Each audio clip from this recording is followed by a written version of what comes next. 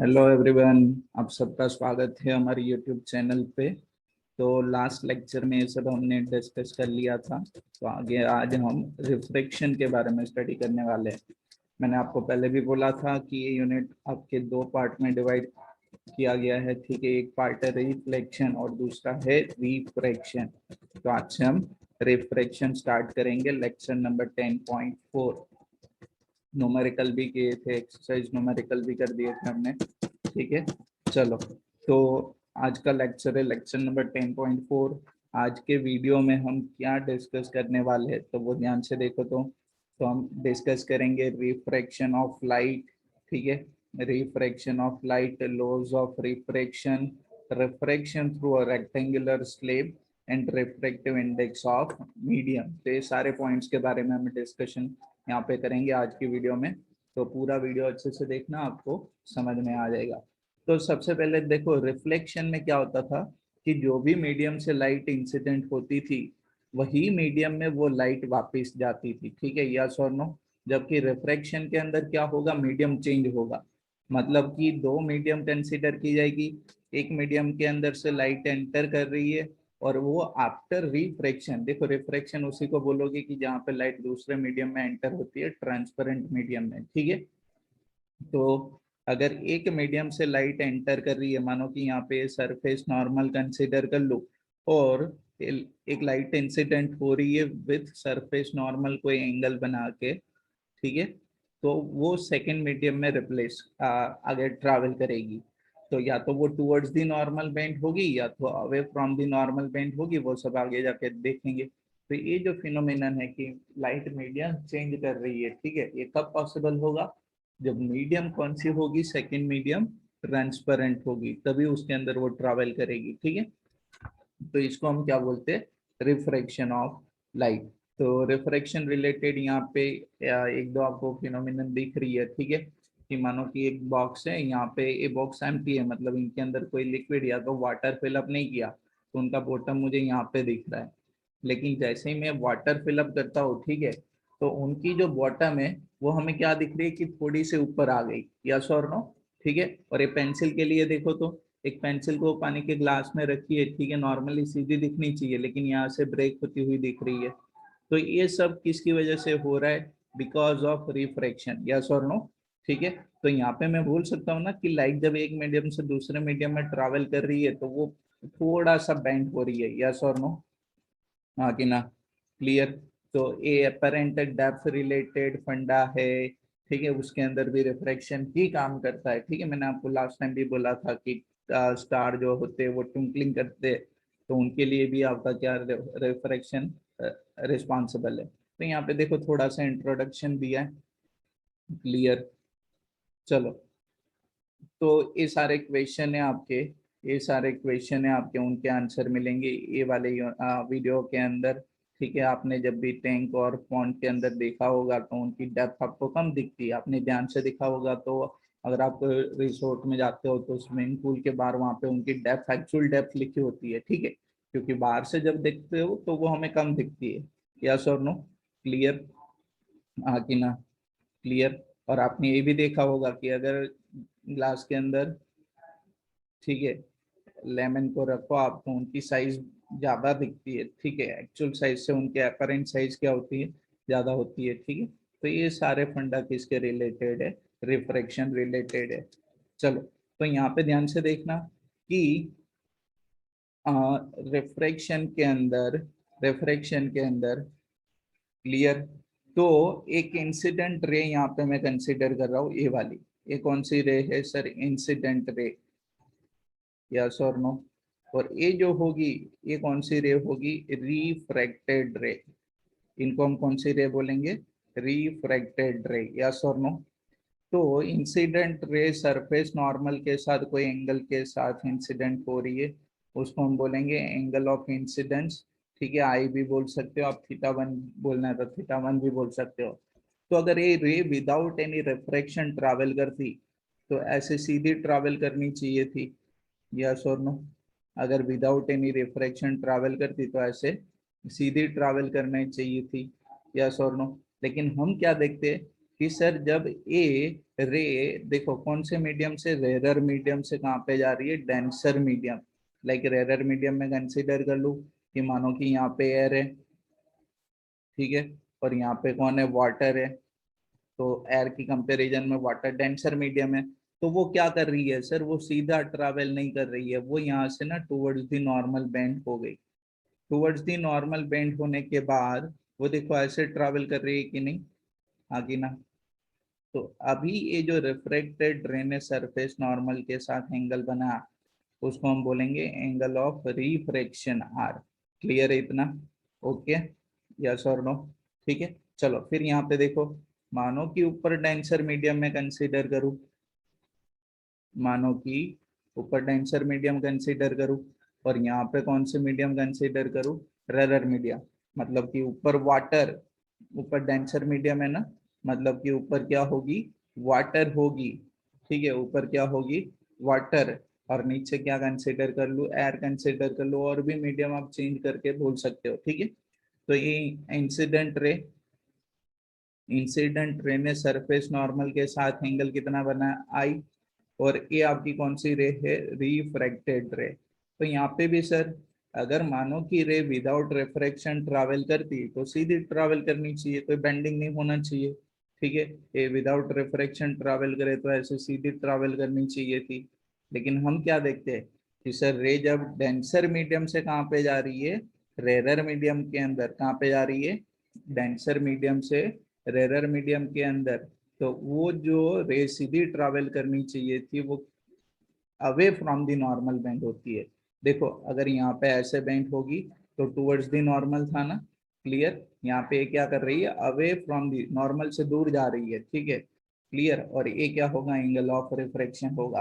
तो मैं यहाँ पे बोल सकता हूँ कि angle of refraction is less than I, यहाँ पे कम रहेगा। और यहाँ पे एंगल ऑफ रिफ्रैक्शन क्या होगा, greater than the angle of incidence I. Clear? तो ये सब हम स्टडी करेंगे। क्लियर? ये जस्ट आपके क्वेश्चन आंसर यहाँ पे दिए है, ठीक है। तो इंट्रोडक्शन टाइप ही है कि आपको पता है कि कोई बुक के ऊपर अगर आप ग्लास की स्लेब रख दोगे, ठीक है, तो उनके जो लेटर है उनका साइज आपको बड़ा दिखता है, ठीक है, यस और नो? क्लियर?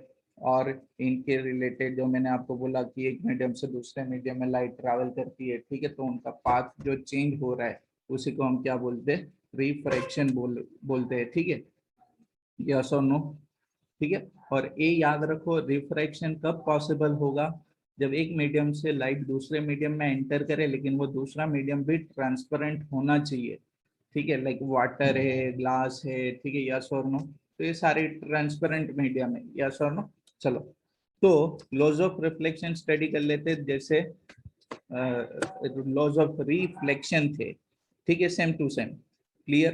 तो यहाँ पे भी देखो, इंसिडेंट रे, ये इंसिडेंट रे, ये इंसिडेंट रे, ये सरफेस नॉर्मल, ये सरफेस नॉर्मल, और ये जो रिफ्रैक्टेड रे होगी, तीनों एक ही प्लेन के अंदर होते हैं। कि मानो कि एक यहाँ पे वर्टिकल प्लेन कंसीडर कर लूं, तो सीधी बात है सर, तीनों कहाँ पे हुई, वर्टिकल प्लेन के अंदर ही होगी ना, यस और नो?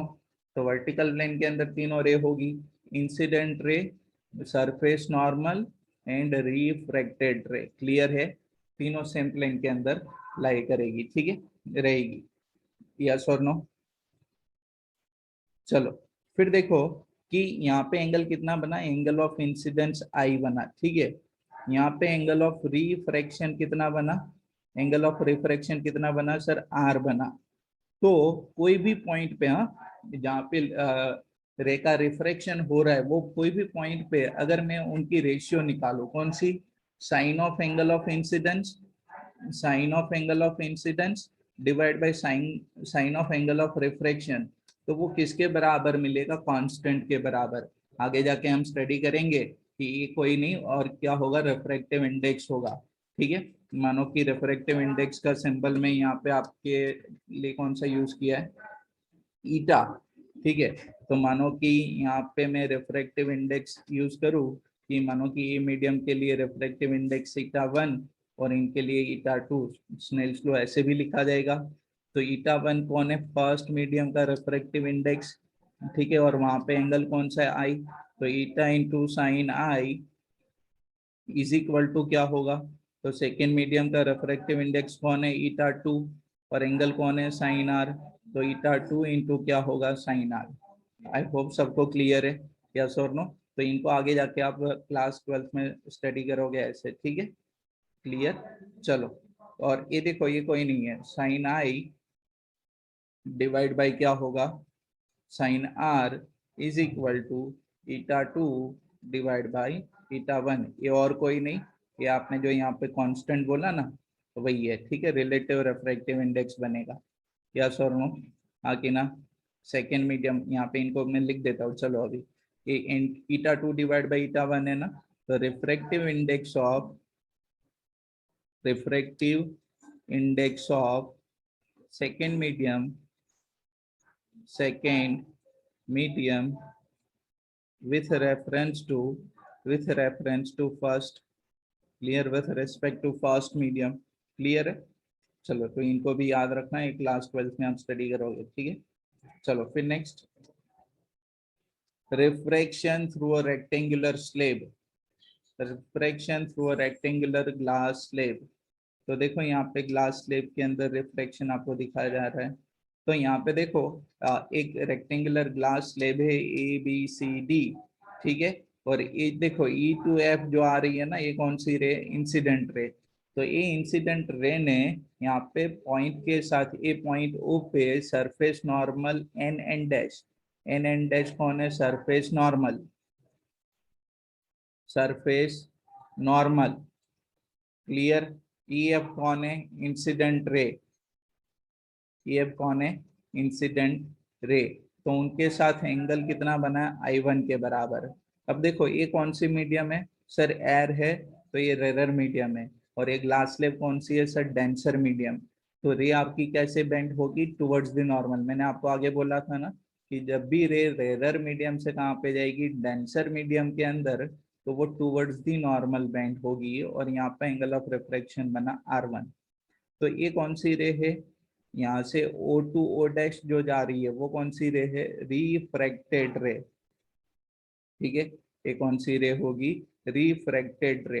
तो O टू O डैश रे ऐसे गई, इंसिडेंट हुई, ठीक है। और ये देखो डॉटेड वाली लाइन है ना, वो आपको इंसिडेंट रे दिखा रही है, ठीक है। अगर मानो कि incident ray without any refraction travel करती, ठीक है, तो वो ऐसे सीधा ट्रैवल करती। तो ये पॉइंट O डैश पे क्या होगा, तो सर अभी रे डेंसर मीडियम से कहाँ पे ट्रैवल करेगी, रेरर मीडियम के अंदर, वापस रेरर मीडियम आ गया ना। तो देखो अगर ये विदाउट रिफ्रैक्शन ट्रैवल करती तो ऐसे ट्रैवल करती, क्लियर। लेकिन अभी ये क्या होगी, away from the normal band होगी, और away from the normal band हो रही है, तो यहाँ पे I2 एंगल ऑफ इंसिडेंस है, और यहाँ पे क्या बनेगा, R2 एंगल ऑफ इंसिडेंस बनेगा, ठीक है। तो ये जो रे वापिस निकली मीडियम के अंदर, तो उसको हम बोलेंगे इमर्जेंट रे, ठीक है। और यहाँ पे ध्यान से देखो, तो ये जो इमर्जेंट रे, ये वाली O डैश से जो निकल के जा रही है ना ऐसे, ये वाली रे, ठीक है। और अगर ये incident ray without any refraction travel करती, तो ये वाली रे, दोनों एक दूसरे से क्या है, पैरेलल है, दोनों एक दूसरे से क्या है, पैरेलल, ठीक है, क्लियर। तो दोनों पैरेलल है, तो दोनों के बीच में कोई परपेंडिकुलर डिस्टेंस भी होगा। इनको आगे जाके आप स्टडी करोगे कि इनको हम बोलते हैं लेटरल शिफ्ट, इनको हम क्या बोलेंगे आगे जाके, लेटरल शिफ्ट। आई होप कि यहाँ तक कितना क्लियर है, यस और नो, हाँ कि ना। चलो फिर नेक्स्ट, तो ये होगा रिफ्रैक्शन थ्रू, ये क्या होगा, refraction through rectangular glass slab, clear, ठीक है। इंसिडेंट रे, रिफ्रैक्टेड रे, और इसको हम बोलेंगे इमर्जेंट रे, क्लियर। चलो फिर रिफ्रैक्टिव इंडेक्स, रिफ्रैक्टिव इंडेक्स। तो देखो रिफ्रैक्टिव इंडेक्स के बारे में अच्छे से कॉन्सेप्ट आपका क्लियर रखना, ठीक है, क्योंकि आगे जाके इनको आप स्टडी करने वाले हो, ठीक है। तो वहां पे ऐसा ना हो कि आपको फिर वहां पे जाके प्रॉब्लम हो। तो रिफ्रैक्टिव इंडेक्स क्या है, तो सिंपल है, रिफ्रैक्टिव इंडेक्स आपकी जो रिलेटिव स्पीड होगी लाइट की दो मीडियम के अंदर, देखो रिलेटिव स्पीड ऑफ, ये क्या देता है, relative speed of propagation of light in a two different medium, ठीक है, क्लियर। कि जैसे आप सबको पता है लाइट सबसे ज्यादा फास्ट कहाँ पे ट्रैवल करती है, तो फ्री स्पेस के अंदर, एयर के अंदर, वैक्यूम के अंदर। कितनी स्पीड से?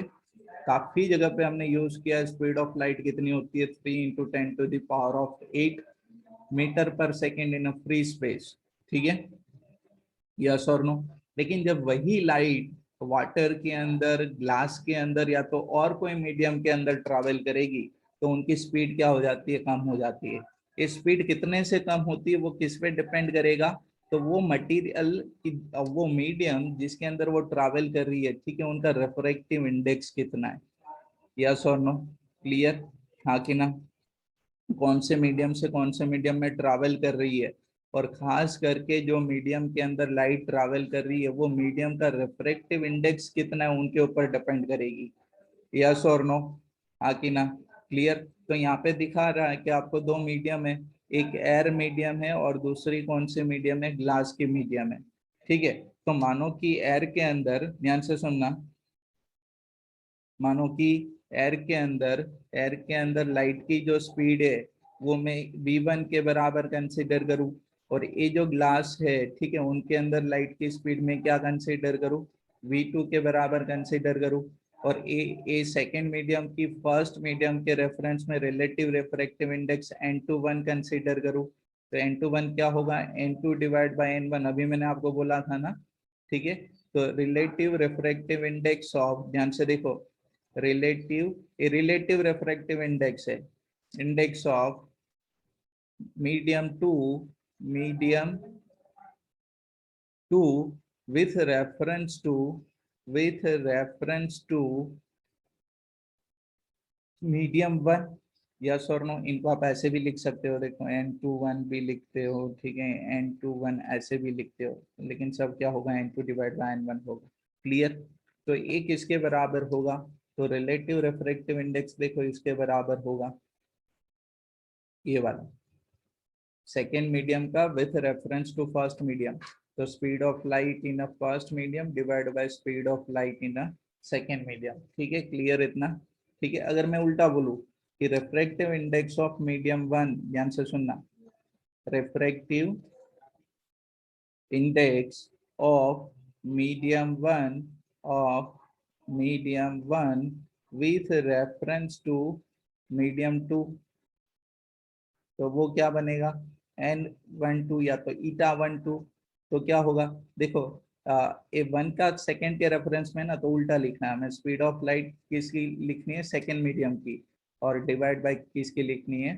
फर्स्ट मीडियम की। यस और नो, डिवाइड बाय किसकी लिखनी है यहाँ पे? First medium.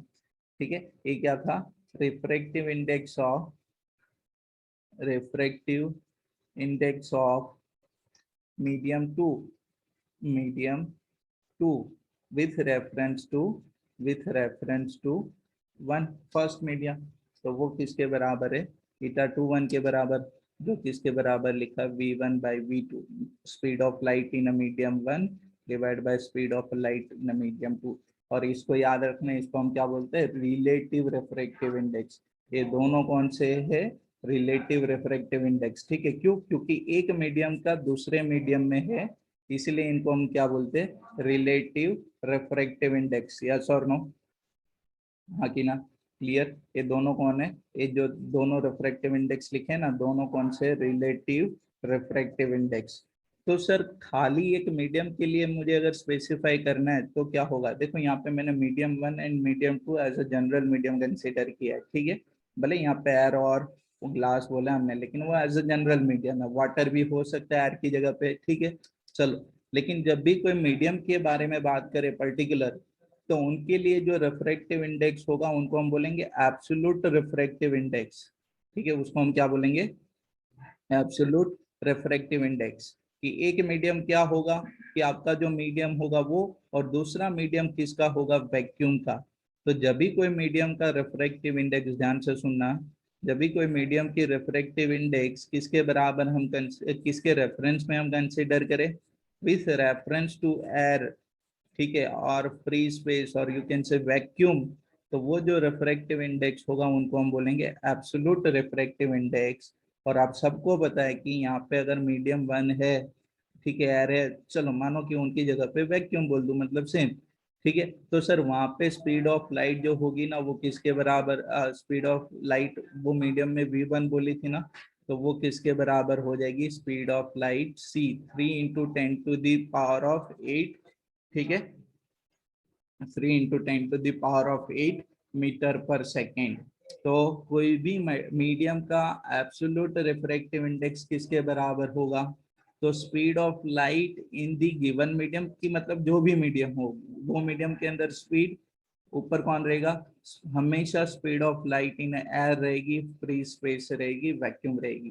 ठीक है, तो कोई भी मीडियम का, लाइक मैं ग्लास का रिफ्रैक्टिव इंडेक्स बोलूं N2 है, तो N2 किसके बराबर होगा, तो ईटा 2 या तो N2 किसके बराबर होगा, speed of light in a free space, और उनके अंदर मीडियम के अंदर क्या होगी, N1 स्पीड होगी।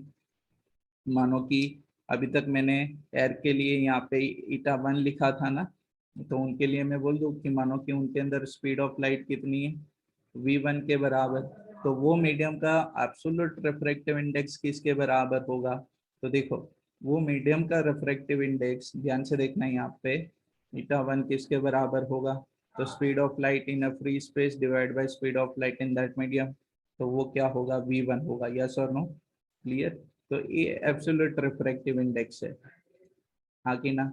चलो एक थोड़ा सा मैं आपको एडवांस में लेके जाता हूँ, जो आगे जाके आप स्टडी करने वाले हो। ठीक है, तो अगर मैं आपको बोलूँ, सर अभी अभी तो आपने बोला था ईटा 2 1 किसके बराबर होगा, ईटा 2 1 देखो यहाँ पे मैंने बोला था ना किसके बराबर होगा, eta 2 divide by eta 1 relative refractive index of second medium with reference to first.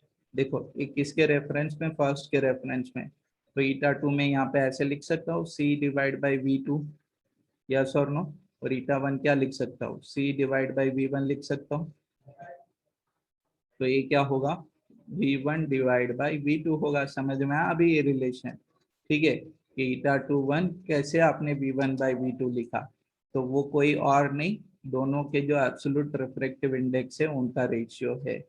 Yes और नो, ईटा 2 क्या होगा, absolute refractive index of second medium, eta 1 क्या होगा, absolute refractive index of first medium. ठीक है, तो उन दोनों का रेशियो करोगे तो आपको relative refractive index in terms of speed of light in medium बन जाएगा, मिल जाएगा। क्लियर इतना, चलो फिर नेक्स्ट। तो यहाँ पे देखो अलग अलग मीडियम के लिए आपको रिफ्रैक्टिव इंडेक्स गिवन है। ठीक है, तो ध्यान से देख लेना, क्योंकि खास करके ये वाले याद रख लेना। एयर का नॉर्मली हम बन लेते हैं, ठीक है, फिर वाटर है, फिर ग्लास के लिए याद रखना है 1.51 या तो 1.52, एक डायमंड का याद रखना है। ठीक है, क्लियर।